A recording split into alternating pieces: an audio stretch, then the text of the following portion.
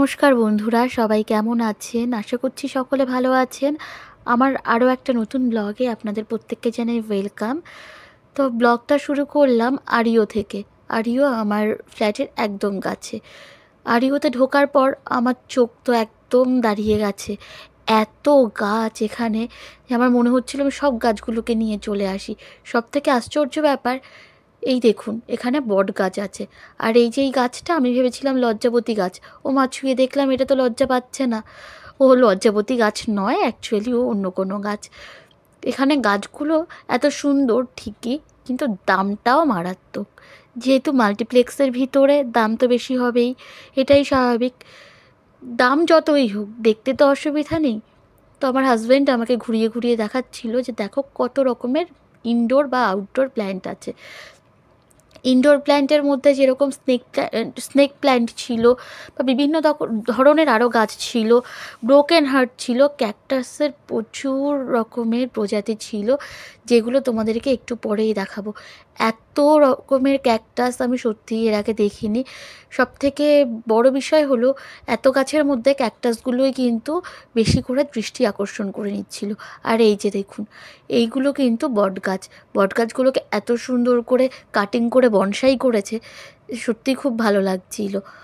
এখানে ঢুকে মনে হচ্ছিল আরে এ তো এক টুকরো ইন্ডিয়া, কিন্তু না, এটা জাপানি। তো যাই হোক, এই ফুলগুলো আমাদের ওখানে পাওয়া যায় খুব ইজিলি। এরপরে তো আমি ক্যাকটাসগুলোকে দেখে একদম অবাক। আর তারই মধ্যে দেখতে পেলাম ব্রোকেন হার্ট, যেটা আমি আমার হাজব্যান্ডকে দেখালাম যে এই দেখো ব্রোকেন হার্ট আছে, পরে এসে নিয়ে যাব। তো এর পাশেই কিন্তু ছিল সেই দৃষ্টি আকর্ষণ করা ক্যাকটাস গাছগুলো। আপনারা নিজেরাই বিচার করুন যে ক্যাকটাস গাছগুলো আদেও কি দৃষ্টি আকর্ষণ করছে নাকি করছে না। আমার তো মনে হচ্ছিল ক্যাকটাস গাছগুলো সব গাছগুলোকে ছেড়ে বলছে যে আগে আমাকে দেখ। সত্যি খুব সুন্দর ছিল ক্যাকটাস গাছগুলো। তার মধ্যেই আবার এখানে দেখলাম কিছু কিছু টবও আছে। বাবা, টবের দাম দেখে আমি আবার বললাম যে না চলো, এত দাম দিয়ে টব কেনা যাবে না, এর থেকে বাইরে থেকে কিনবো তাও ভালো। কিন্তু টবগুলো দেখতে বেশ ভালোই লাগছিল। তো এই তো বলতে বলতে চলে এলাম ক্যাকটাসের কাছে।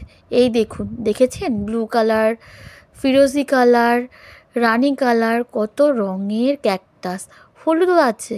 লাল ক্যাকটাস আমি এর আগে দেখেছি, কিন্তু এত রংবাহারি ক্যাকটাস এই প্রথমই দেখলাম।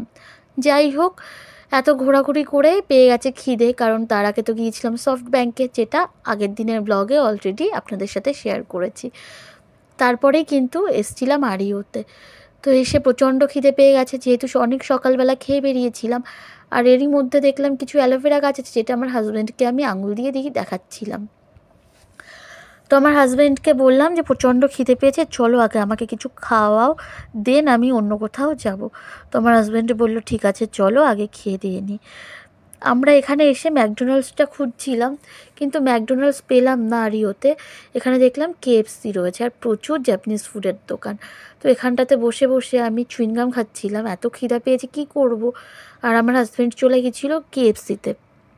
অ্যাকচুয়ালি যেহেতু সানডে প্রচুর লোকজন ছিল, প্রচুর ভিড় ছিল।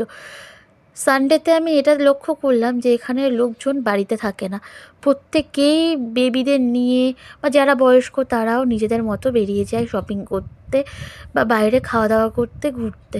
মানে উইকেন্ডের দিনটা তারা এইভাবেই কাটায়। এইগুলোই তো বেশ ভালো না, জীবনে কোনো চিন্তা নেই। এই যে দিব্যি আছে এরা, এদের মতো যদি হতে পারতাম তাহলে কতই না ভালো হতো। তো আমার হাজব্যান্ড আসুক, তারপর দেখি ও কী কী খাবার নিয়ে এলো। অবশেষে আমার হাজব্যান্ড এলো খাবারগুলো নিয়ে। তো এখানে রয়েছে মেলন জুস, তার সাথে আছে চিকেন ফ্রাই, ফ্রেঞ্চ ফ্রাইজ, তার সাথে ছিল টাকোস, আর ছিল যেটা সেটা হলো আমাদের দেশের সেই কাটুরি চাটের মতো এখানেও একটা এরকমই খাবার পাওয়া যায়। সেটা হলো এই যে, এটা সাইডে একটু ওই প্যাটিস টাইপের, আর মাঝখানে প্রচুর ভেজিসের সাথে ছিল যেটা সেটা হলো গরম গরম চিজ। আর এই যে এই প্লাস্টিকের বাটিটার উপরেই কিন্তু ওই উপর কোটিংটা করে ডিপ ফ্রাই করে ওরা দিয়েছিল। তো খেতে বেশ ভালোই ছিল। তারপরে উৎপল আর পায়েল চলে এসেছিলো। এখন কিন্তু আমার সিম তোলা হয়ে গেছে, আর সিমের সাথে পেয়ে গেছি নতুন একটা ফোন। তারপর ওরা আমাদেরকে অফার করলো জাপানিজ ফুড খাওয়ার জন্য, যেটা অক্টোপাস দিয়ে তৈরি। আমি প্রথমে খেতে রাজি হলাম না, তারপর ওদের জোড়াজুড়িতে রাজি হলাম খেতে। অ্যাকচুয়ালি ওইটা খাওয়ার পরে এটা খাওয়ার কোনো জায়গা ছিল না।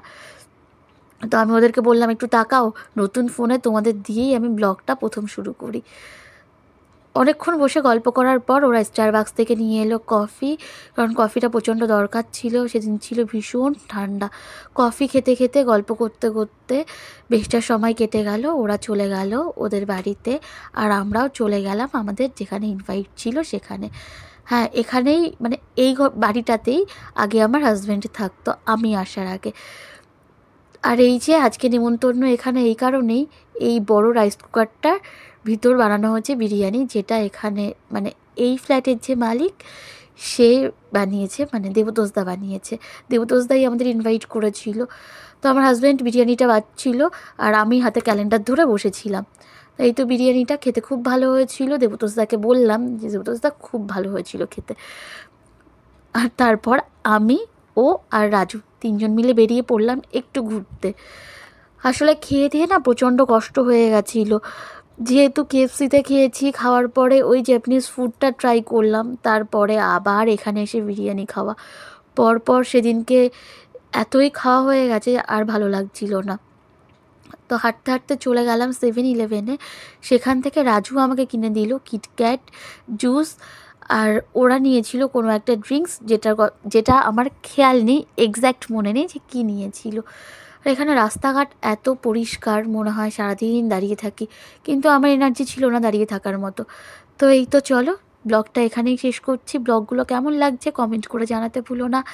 সবাই ভালো থেকো, সুস্থ থেকো। দেখা হচ্ছে খুব শিগগিরই নতুন আরও একটা ব্লগের সাথে। ততক্ষণের জন্য টাটা।